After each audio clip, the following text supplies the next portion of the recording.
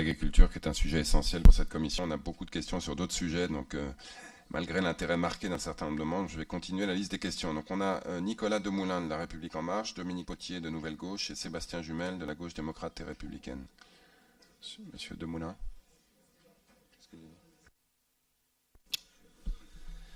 Nicolas Desmoulins, député de l'Hérault, la 8e. Ma question porte sur les PME. On parle beaucoup de start-up innovantes. Je n'ai pas vu dans le rapport une analyse précise sur les fermetures des PME et notamment l'accroissement de ces fermetures. Créer de l'emploi, c'est une chose, mais en sauvegarder, c'est aussi, à mon avis, prioritaire. Une petite PME qui ferme, c'est un patron qui perd son emploi, c'est des salariés qui perdent son emploi, et c'est aussi des fournisseurs qui ne sont pas payés. J'étais assez étonné de ne pas voir dans ce rapport-là une petite analyse là-dessus, un petit comparatif notamment avec les pays européens, puisque au niveau de la France, je crois que ce chiffre a beaucoup augmenté, notamment depuis la crise de 2008, je crois que c'est à peu près plus de 20%. Merci. Monsieur Potier.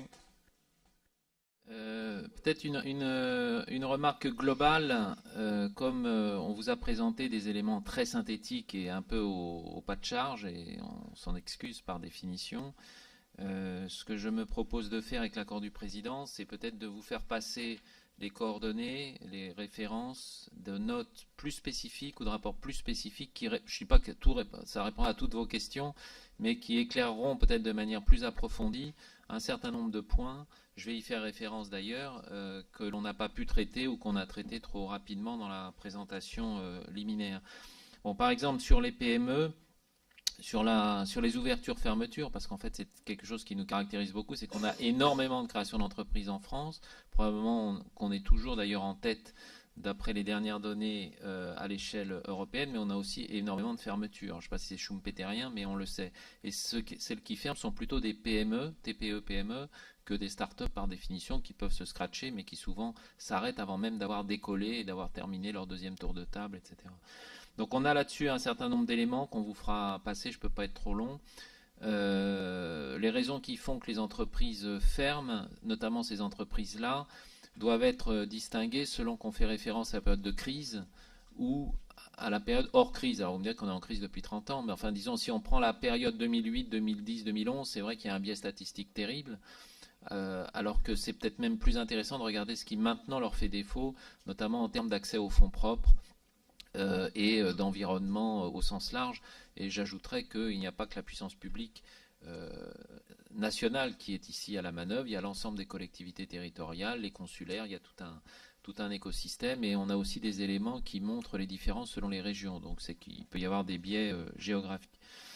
De la même manière, sur les métropoles, on a des éléments beaucoup plus précis que ce que nous vous avons dit l'un et l'autre, donc on vous les communiquera, y compris sur des pistes de travail qui s'inspirent aussi d'un certain nombre de bonnes pratiques qui existent, hein. Donc il y a des métropoles qui n'ont pas attendu France Stratégie pour se poser les questions sur la spécialisation, sur ce qu'on appelle les relations avec leur interland, pour prendre un terme barbare, mais tout le monde voit ce que ça veut dire. Et donc il y a des histoires différentes en France. Nous sommes un pays certes très unitaire, mais qui à cet égard présente beaucoup de caractéristiques différentes et beaucoup de nuances.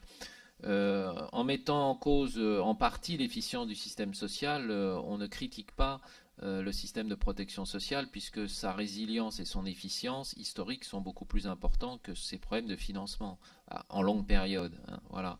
Et d'ailleurs, parmi les choses qu'on vous fera passer, on a des perspectives à long terme qui viennent d'être établies sur les comptes de la protection sociale par le Haut Conseil du financement de la protection sociale, qui fait partie de notre réseau, et qui montre qu'en longue période, ce système est soutenable. Donc c'est plutôt une bonne nouvelle, pour des raisons qui peuvent être les plus inquiétantes, qui sont liées aux évolutions de la population, etc. Mais il n'empêche que le système dans son entier ne court pas à la faillite.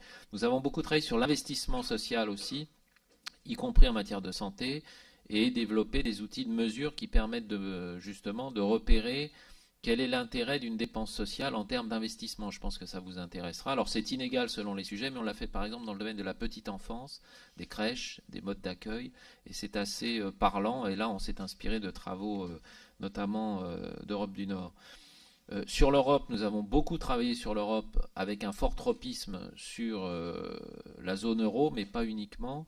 Donc là aussi, pardon d'avoir été elliptique et de vous avoir paru peu soucieux de l'avenir de l'Europe et de la France en Europe, mais c'est une préoccupation évidemment très forte pour nous, à la place qui est la nôtre. Hein. Nous n'avons pas évidemment à développer d'options philosophiques particulières, mais on essaye de voir, Fabrice Langlard y a fait rapidement allusion, quels sont les points de levier qui permettraient d'améliorer la performance non seulement de l'Union européenne, mais à l'intérieur de la zone euro et de sa gouvernance en particulier économique. Alors évidemment, sur les bancs de cette assemblée, les options sont différentes, mais ce qu'on traite, ce sont plutôt des leviers techniques qu'on met en débat pour que chacun puisse se les approprier et voir si ça correspond à la philosophie qu'il a ou pas de l'Union européenne. Sur le développement, on a moins travaillé sur ces questions-là, qui sont un tout petit peu moins dans notre champ, puisque nous avons un champ international qui est couvert notamment par le CEPI, qui est un organisme qui nous est associé, qui travaille plus sur les questions de commerce international que d'aide au développement. Simplement, il me semblait, vous parliez de ce qui s'était passé avant les élections 2017, que à défaut d'une fusion, le rapprochement entre la Caisse des dépôts et l'AFD avait donné quelques résultats. Peut-être les jugez-vous insuffisants, mais je n'ai pas les éléments pour vous répondre là tout de suite de manière très ferme. Complément peut-être? Deux mots. Sur la question de essayer d'aider mieux nos PME, en particulier une note qu'on pourra vous transmettre qui est parue au mois d'avril de mémoire, qui s'appelle Mettre la fiscalité de l'épargne au service d'une croissance durable et qui vise à regarder, en fait, à examiner dans les chiffres où va l'épargne des Français. Et en fait, on se rend compte que via les différents canaux, en fait, elle va plutôt financer prioritairement l'immobilier, les grands groupes et évidemment les emprunts d'État. Donc cette note plaide effectivement pour essayer de concevoir une fiscalité de l'épargne qui se dirige plus spécifiquement, non seulement sur les startups, mais également vers les PME. C'est un enjeu. Cette note se trouve sur le site, mais on pourra vous l'indiquer. Il y a une intervention sur la métropolisation. La position de France Stratégie consiste à dire que d'abord cette métropolisation, alors Michel l'a bien dit, ici ce qu'on appelle métropole, c'est pas la métropole au sens administratif du terme. La métropole de Nantes pour nous, c'est pas la métropole de Nantes, c'est la métropole de Nantes plus un ensemble de villes et villages autour de cette métropole. Qui sont définis statistiquement par l'INSEE comme au sein de cette couronne périurbaine, on trouve plus de 40% des gens qui y habitent mais qui vont travailler dans le centre. Donc c'est quand même plus étendu. Et donc ça couvre quand même aussi des villes et des villages, même si ça couvre évidemment pas tout le territoire français. Mais ce qui a été dit, France Stratégie ne peut qu'abonder. C'est-à-dire que effectivement, notre point ne consiste pas à dire qu'il faut freiner cette métropolisation parce que c'est un phénomène général. Mais il faut prendre appui là-dessus, il faut créer des modèles pour que effectivement ce phénomène-là puisse irriguer l'ensemble des territoires. Et la piste que vous donnez, qui est d'imaginer un modèle de développement durable dans lequel les territoires autour des métropoles sont associés, on y adhère totalement. Donc moi je me retrouve totalement dans ce que vous avez dit. Et le plaidoyer européen, ça a été dit par Michel. Effectivement, on n'en a pas parlé là parce qu'on ne peut pas parler de tout, mais on travaille beaucoup sur le sujet.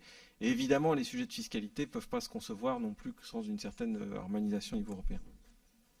Du côté de la croissance des inégalités, société des héritiers, réforme fiscale? Alors, je ne me prononcerai pas évidemment sur les annonces du gouvernement. Mon seul point, c'est de dire qu'il faut toujours analyser ce point-là d'un point de vue global. C'est-à-dire que ce n'est pas parce que vous modifiez la fiscalité sur un certain point et que ça va dans un certain sens que vous ne pouvez pas éventuellement corriger. Donc la question, c'est est-ce que oui ou non on veut en France, en termes de réforme fiscale, aboutir à essayer de corriger en fait cette tendance à la patrimonialisation de l'économie française.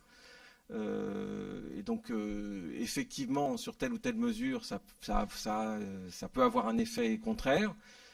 Cette mesure peut être prise pour un autre objectif, typiquement quand je vous dis que la fiscalité du capital aujourd'hui favorise pas, enfin se dirige peu, disons, vers les PME, les startups, dire que dorénavant on aura un impôt sur la fortune qui taxe, disons, proportionnellement plus l'immobilier que le restant de l'économie, ça va dans ce sens-là, mais ça a évidemment un effet, disons, défavorable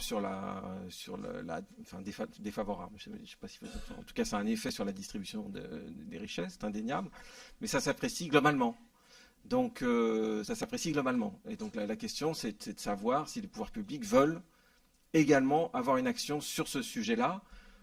Encore une fois, c'est un sujet qui est extrêmement sensible, mais si vous regardez les transmissions de patrimoine dans les années à venir en France, ça va prendre de plus en plus de place, c'est indéniable. Et c'est la même chose en Allemagne, c'est la même chose dans les pays européens. Simplement parce qu'on a une société à la fois qui vieillit et dans laquelle les patrimoines ont augmenté plus rapidement que les revenus, ça c'est vrai. Merci. On a un groupe de questions de Valérie Oppelt du